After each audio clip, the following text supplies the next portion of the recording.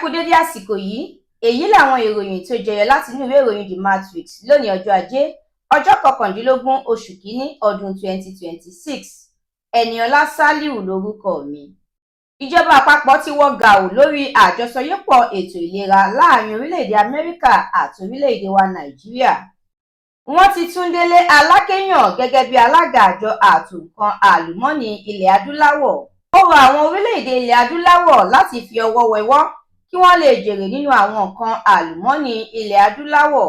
Àtíkù àti Peter Obi ti bu ẹnu àtẹ́ lu ìṣẹ̀lẹ̀ ìṣekúpani tó gbẹ̀mí obìnrin kan àtàwọn ọmọdé 6 nípínlẹ̀ Kánò nígbà tí ààrẹ Tinubu kò sọ ohunkóhun lórí ẹ̀. Ẹgbẹ́ òṣèlú PDP ti fìdí ẹ̀ múlẹ̀ pé kò sí ohun tó jọ wípé kí àwọn ọmọ ẹgbẹ́ òṣèlú ọ̀hún máa san ẹgbẹ̀rún 10,000 ìyẹn 10,000 naira láti gbọ́ bùkátà ètò ẹgbẹ́.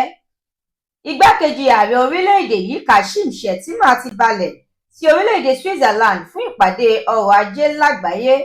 Lórílẹ̀-èdè Iran, ó ti pé ọjọ́ 10 báyìí tí wọn ò ti rí ojú òpó ìtàkùn àgbáyé lò. Ìròyìn eré ìdárayá. Ikọ̀ ẹgbẹ́ agbábọ́ọ̀lù orílẹ̀-èdè Senegal ló gba ife ẹ̀yẹ ìdíje bọ́ọ̀lù aláfẹsẹ̀gbá ilẹ̀ adúláwọ̀ AFCON tọdún yìí lẹ́yìn tó jáwé olúborí ní ìpele àṣekágbá ìdíje náà. Ẹ̀kúnrẹ́rẹ́ àwọn ìròyìn yìí àtàwọn ìròyìn míì lẹ́ ò láǹfààní láti jẹ̀gbádùn tẹ́ bá darapọ̀ tẹ́ ẹ sì tẹ̀lé The Matrix lórí Facebook, Instagram, TikTok, YouTube àti X.